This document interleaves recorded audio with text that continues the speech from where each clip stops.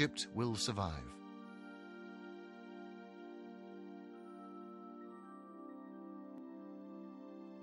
The Pharaoh liked what Joseph had said very much. "Where can I find such a man whom God chooses to speak through?"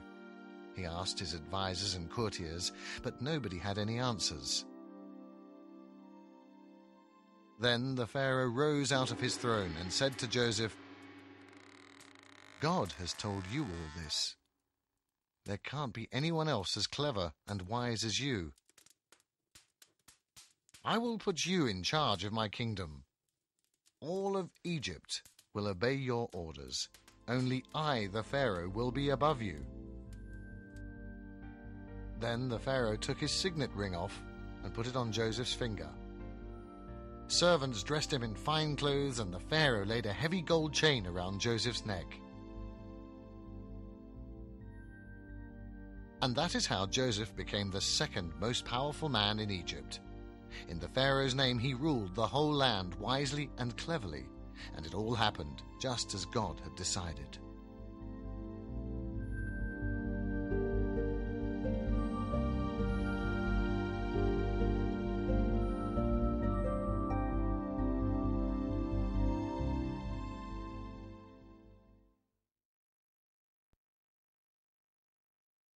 Joseph and his brothers. Joseph had become governor of Egypt, a very powerful man.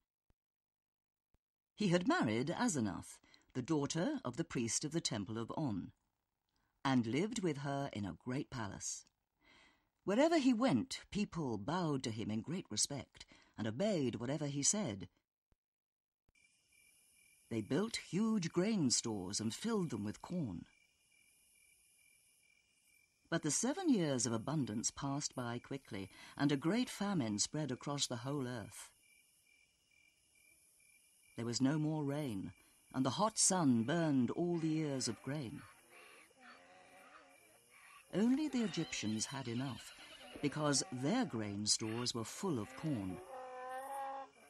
So people came from many countries to buy grain from Joseph. Even in Canaan there was a great famine, so Jacob also sent his sons to Egypt to buy grain. Only his youngest son, Benjamin, stayed at home because his father was worried that something might happen to him. After a long journey, the brothers arrived in Egypt with their pack mules. They were brought to Joseph, and they bowed down deeply before him. "What do you want, and where have you come from?" asked Joseph in a stern voice. He had recognized his brothers straight away and looked at them full of sadness at what had happened in the past. "Oh, great master, we are Jacob's 10 sons, and we come from the land of Canaan. Our old father has sent us to Egypt to buy grain," the frightened brothers answered Joseph. What can have happened to Benjamin? Joseph wondered to himself. He wanted to find out, so he asked them, "Do you have any other brothers and sisters?" "Yes, master. Once we were 12 brothers. Our youngest brother stayed at home with our father, and one is no more," they answered sadly, as they thought of Joseph and remembered what they had done to him. Joseph wanted to see if his brothers had changed for the better, and so he said to them, "I don't believe you. You are spies. You have only come to see what we have in this country. I will set you a test on the life of the mighty Pharaoh. You will go to prison until one of you returns to Egypt with your youngest brother." Then he had them all locked up. After 3 days, Joseph sent for his brothers and told them, "I have decided to send you home. Go back to Canaan and take grain for your families, so that you will not have to starve. But one of you must remain here in prison. I will only set him free when you come back with your youngest brother. I want to see if you're telling the truth. If you do not return, he will have to die." The brothers became very sad and said to each other, "We deserve this. We had no sympathy for Joseph when he was begging for his life, and now we must pay for that."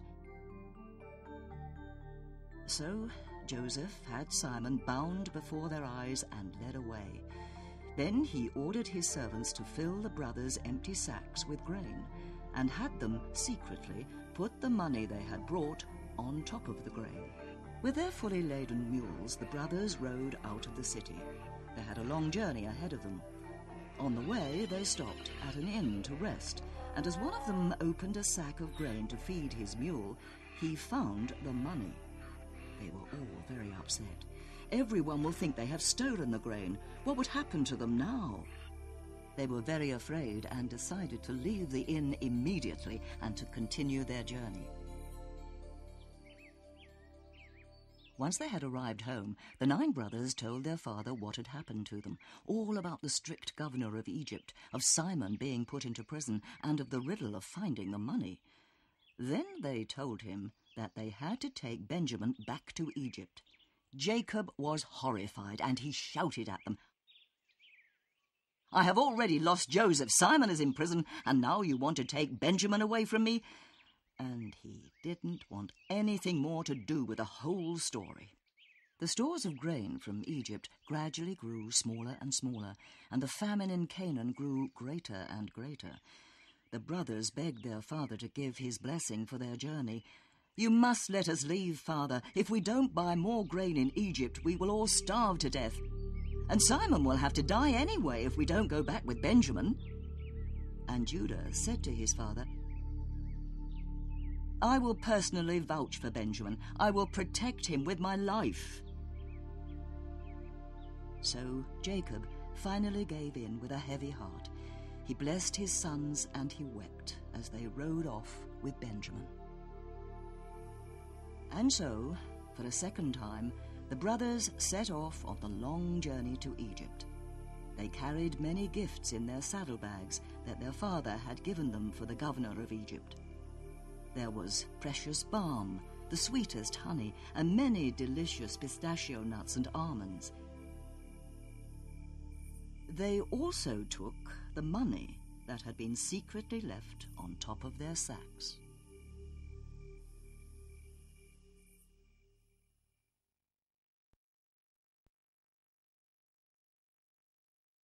The Silver Goblet. Joseph heard that his brothers would soon be arriving, so he ordered his housekeeper to prepare a great feast. He was especially happy when his servants told him that the young Benjamin was with his brothers. He immediately sent a messenger to bring them to him.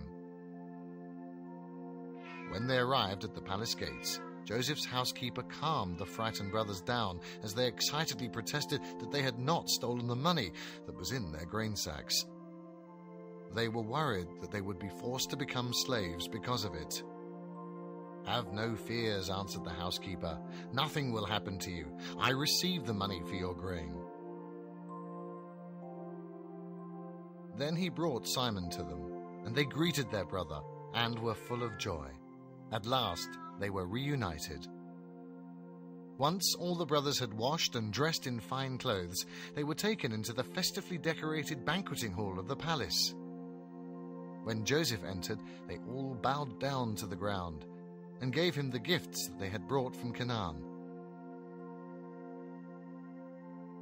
Joseph greeted them with a friendly welcome and asked after their father's health. Then he went to Benjamin and was especially moved. After such a long time, he was finally permitted to see him again. He had to leave quickly and go into another room to wipe his tears of happiness away so that they wouldn't notice. When he came back, he ordered the food to be brought in. The servants brought delicious dishes and the best wines from the palace cellars. 3 tables had been set, one for Joseph, one for his brothers, and another for the Egyptian courtiers, who traditionally never ate with strangers. The brothers were very surprised to find that they had been seated in the order of their ages. How on earth did this powerful man know how old they were? It didn't occur to any of them that it might be Joseph. So the brothers ate and drank with the courtiers. They were pleased to have been invited and told many tales about their homelands, and much later, Joseph let them stay in the palace overnight. While his brothers were asleep, Joseph told